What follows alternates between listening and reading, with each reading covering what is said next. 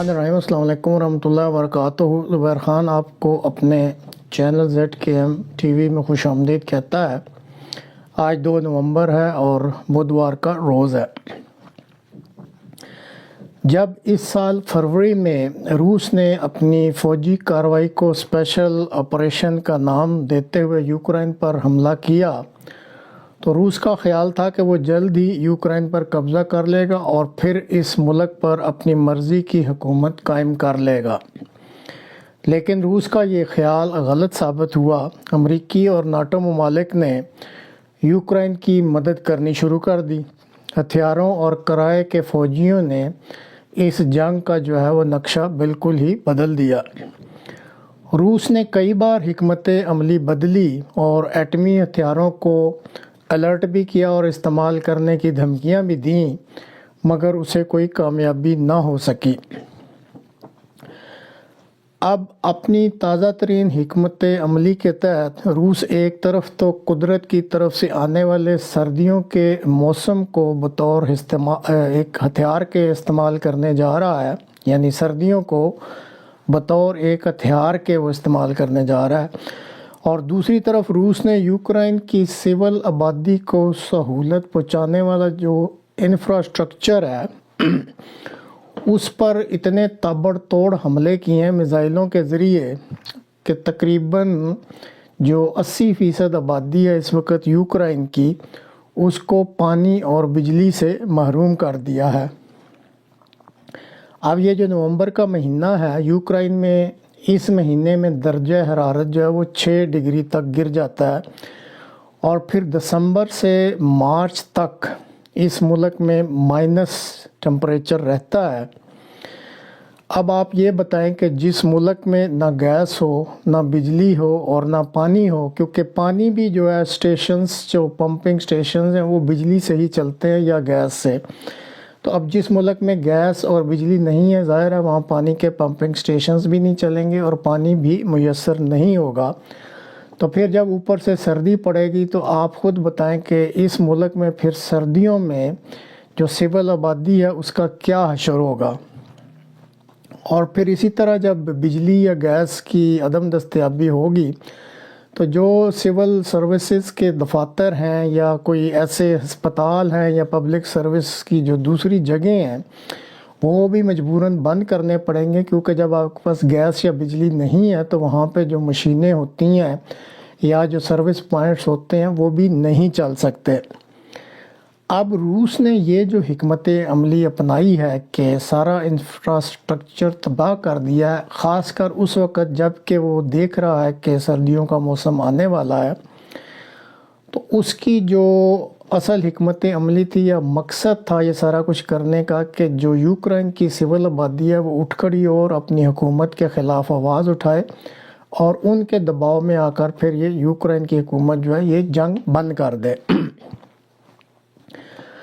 اب یہ بھی ایک اٹل حقیقت ہے کہ یہ جو جنگ ہے دراصل امریکہ کی سربراہی میں ناٹو اور روس کے درمیان جنگ ہے۔ یوکرین تو ایک آپ کہہ لیں کٹ پتلی قسم کی قوم بھی کہہ لیں یا حکومت بھی، جن کو استعمال کیا جا رہا ہے سرزمین کی وجہ سے، تو اس لیے اصل جنگ یہ امریکی سربراہی میں ناٹو اور روس کے درمیان ہے۔ اب جو ناٹو ہے وہ بچے تو ہیں نہیں ہیں، آفٹر آل سپر پاورز ہیں، اس میں شامل ہیں، وہ روس کی ان ساری حکمت عملیوں کو اچھی طرح سمجھ بھی رہے ہیں اور وہ بھی اسی کے مطابق منصوبہ بندی کر رہے ہیں۔ اب جو نومبر کا مہینہ ہے، بعض سٹڈیز کے مطابق ناٹو نے بھی اس مہینے میں یہ کوشش کرنی ہے کہ وہ جو سردیاں اصل شدید پڑنی ہیں اس مہینے کے بعد، اس سے پہلے وہ اس ماہ نومبر کے آخر تک روس کو شکست فاش دے دیں، اور اس کے اگینسٹ جو روس ہے اس کی پوری کوشش ہے کہ وہ اس مہینے میں اپنے دشمن کو، جو کہ امریکی سربراہی میں اصل میں ناٹو فورسز ہیں یا یوکرین کی جو سرزمین پر لڑ رہے ہیں، تو روس کی حکمت عملی یہ ہے کہ اس ماہ میں ان کو زیادہ سے زیادہ وہ نقصان پہنچا سکے۔ اب جو روس نے ایک اپنی تازہ ترین حکمت عملی اختیار کی ہے، اس حکمت عملی کے تحت اس نے 3 لاکھ ریزرو فوجی جو ہیں ان کو میدان جنگ میں اتار دیا ہے، اور کل کی خبر یہ ہے کہ مزید 1.5 لاکھ فوجی وہ بھرتی اور کر رہا ہے، اور اس کے منصوبہ میں یہ شامل ہے کہ وہ جلد ہی یوکرائن کے علاقے میں زمینی پیش قدمی کرے گا، اور اوڈیسا پورٹ جو ہے اس پہ وہ قبضہ کرنا چاہتا ہے، تاکہ یوکرائن کے تمام سمندری راستے جن سے اس کو کچھ مدد یا کمک ملتی ہے یا سپلائی ہوتی ہے وہ ختم کر دے اور اس کو ایک لینڈ لاکڈ کنٹری بنا دے۔ اسی طرح جو انالیسز کرنے والے ہیں ان کے مطابق جو اس وقت روس کی فوجی قوت ہے، جس طرح یہ 3 لاکھ اس میں اب تازہ دم شامل ہوئے ہیں اور 1.5 لاکھ مزید وہ بھرتی اگر کرنا چاہ رہا ہے، تو اپنی جو اس کی موجودہ فوجی قوت ہے اس کے بل بوتے پر کہا جا رہا ہے کہ روس اگلے سال یہ جو سردیاں چلیں گی اس کے اینڈ تک اس میں اتنی قوت ہوگی کہ وہ میدان جنگ میں کھڑا رہے۔ اب ایک اور جو خبر سامنے آ رہی ہے وہ یہ ہے کہ روس نے بڑے بڑے جو ٹینکرز ہیں ان کی مدد سے اور ریل گاڑیوں کی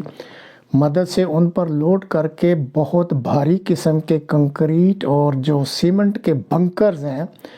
وہ خیرسن کے علاقہ میں اور یوکرائن کے دوسرے علاقوں میں پہنچانے شروع کر دیے، اور واضح رہے کہ یہ جو کنکریٹ اور سیمنٹ کے بنکرز ہیں یہ کیمیائی ہتھیاروں کی جو جنگ ہوتی ہے یا ایٹمی تابکاری ہے ان کے اثرات سے بچنے کے لیے یہ بنکرز چاہیے ہوتے ہیں۔ تو اب جب یہ بنکرز خاص کر خیرسن کے علاقے میں لا کے فکس کیے جا رہے ہیں تو یہ ایک بڑا کلیئر اشارہ ہے کہ روس کا غالباً کوئی منصوبہ ایسا ہے کہ وہ جلد ہی کیمیکل یا ایٹمی جو ہے ہتھیار چاہے وہ کسی بھی گریڈ کے ہوں استعمال کرنے کا ارادہ رکھتا ہے۔ اسی طرح یہ سوال کی کوریڈور ہے جو کہ علیحدہ ایک زمینی راستہ ہے جو کہ بالٹک سٹیٹس کو جو ہے باقی یورپ کے ساتھ یا ناٹو کنٹریز کے ساتھ اس کا وہ کنیکشن یا رابطہ بناتا ہے۔ تو روس کا فوری یہ پلان ہے کہ اس سوال کی کوریڈور پر فوری قبضہ کر لیا جائے، اور اس کے لیے اس نے اپنے 9,000 فوجی جو ہیں وہ فوری طور پہ بیلاروس بھیج دیے ہیں، اور وہاں پہ ان کو یہ ٹاسک دے دیا گیا ہے۔ اسی طرح اپنے کیلنن گراڈ جو اس کا ایک بالٹک سی میں شہر ہے اور بہت بڑا اسٹریٹجک بیس ہے، اور اس میں اس کے جو ایٹمی بیسز ہیں ان کو بھی اس نے فوری طور پہ ری ایکٹیویٹ کر دیا ہے تاکہ وہ بالٹک اسٹیٹس کو مکمل طور پر غیر مؤثر بنا سکے۔ اسی طرح اس نے مالدووا پر ایک میزائل سے حملہ بھی کیا ہے، اور ساتھ ہی جو اس کی حکمت عملی ہے کہ گیس اور تیل کو اب وہ پوری طرح بطور ہتھیار کے استعمال کرتے ہوئے اپنے خلاف جو یورپ پورے نے اس کے روس کے خلاف اتحاد بنایا ہوا ہے، تو اس کو گیس اور تیل کے ہتھیار کو یوز کرتے ہوئے وہ کوشش کر رہا ہے کہ ان میں فوری دراڑیں پڑ جائیں، جو ان کا اتفاق ہے یہ ٹوٹ جائے۔ اسی طرح 2-3 روز قبل جو ایک نیوکلیر پلانٹ ہے برطانیہ کا کاپن ہسٹ ہے جو کہ جیشائر کے علاقے میں ہے، وہاں فضا میں 6 ان آئیڈینٹیفائیڈ ڈرونز جو ہیں ان کی پروازوں نے برطانیہ کی سیکیورٹی کو بھی پریشان کر دیا ہے، اور وہ اب روس کی طرف سے ہائی الرٹ جاری کیا گیا ہے۔ اور اسی طرح ایک آڈیو لیک سے پتہ چلا ہے کہ جو گزشتہ وزیر اعظم تھی برطانیہ کی لیز ٹروس، ان کے استعفیٰ کی ایک وجہ یہ بھی سامنے آئی ہے کہ ان کو یہ خطرہ تھا کہ روس برطانیہ پہ ایٹمی حملہ نہ کر دے، اور اس وجہ سے وہ خاصی پریشان رہا کرتی تھیں۔ اور اسی طرح اب روس نے 136 ڈرونز ہیں، یہ بہت ہی ایفیکٹو ہیں، جو کہ اب تک کے جتنے بھی ڈرونز بنے ہیں ایران کی طرف سے یہ بنائے گئے ہیں سب سے زیادہ ایفیکٹو ڈرونز سمجھے جاتے ہیں۔ تو روس نے ایک بڑی مقدار میں یہ ڈرونز حاصل کر لیے ہیں، گو ایران اس کو ڈینائی کر رہا ہے کہ اس نے نہیں دیے، لیکن بہرحال کسی نے تو دیے ہیں یہ ڈرونز جو آ گئے ہیں، اور روس جو ہے وہ ڈرون وارفیئرز میں اس کو اپر ہینڈ مل گیا، اور سارے جو ناٹو کنٹریز ہیں اس میں ان ڈرونز کی وجہ سے، کیونکہ اس کا ابھی تک توڑ نہیں نکل سکا، ان میں سخت پریشانی کی جو ہے وہ لہر دوڑ گئی ہے۔ اب یہ جو میں نے بیان کیا روسی حکمت عملی جو وہ اب کرنا چاہ رہا ہے، تو ناٹو جو ہے امریکی سربراہی میں ظاہر ہے وہ بھی خاموش نہیں ہے، انہوں نے بھی روس کو شکست فاش دینے کے لیے اپنی ایک حکمت عملی بنائی ہے۔ ان کی یعنی ناٹو کی حکمت عملی کے مطابق ناروے، فن لینڈ اور سویڈن کو وہ ایٹمی ہتھیاروں سے فوری لیس کر رہے ہیں، اور فن لینڈ میں وہ جا کر ان کو 1940 جنوری کی ایک یاد دلا رہے ہیں، جس میں فن لینڈ نے روس کے تقریباً 17,000 فوجیوں کو سردی کے موسم میں ہی گھیر کے ہلاک کر دیا تھا۔ اور اس سلسلے میں جو سب سے بڑی اور خطرناک خبر وہ یہ ہے کہ جو امریکن ایٹمی بحری بیڑا ہے جیرالڈ، وہ اس کو فوری طور پر یورپ لے آیا گیا اور برطانیہ میں پورٹس ماؤتھ کے پاس وہ لنگر انداز ہو گیا اور وہاں اس کو کھڑا کر دیا گیا۔ اسی طرح پولینڈ کو جو ہے وہ ترکی سے کافی سارے ڈرونز لے کر دیے جا رہے ہیں، اور اس کی غالباً 1 یا 2 کھیپس جو ہیں پولینڈ پہنچ چکی ہیں۔ اور اسی طرح اندرون خانہ خبر ہے کہ پولینڈ کو بھی کچھ ایٹمی ہتھیار جو ہیں وہ مہیا کرنے کا پلان بن رہا ہے۔ اور اسی طرح برطانیہ نے بھی کھلے الفاظ میں یہ اعلان کیا ہے کہ وہ اگر یہ جنگ شروع ہوتی ہے تو وہ کھل کر ڈرونز اور دیگر ہتھیاروں کے ساتھ ناٹو کی مدد کرے گا اور اس جنگ میں حصہ لے گا۔ تو اب اگر ہم ان روسی اور ناٹو کی جاری ماہ میں اپنائی جانے والی ان حکمت عملیوں کا گہرائی سے جائزہ لیں تو صاف نظر آ رہا ہے کہ اس جنگ کے دونوں فریق یعنی روس اور امریکی سربراہی میں ناٹو ایک دوسرے کو شکست فاش دینے کا تہیہ کیے بیٹھے ہیں، اور اسی مقصد کو سامنے رکھ کر وہ اپنی جنگی منصوبہ بندی کر رہے ہیں۔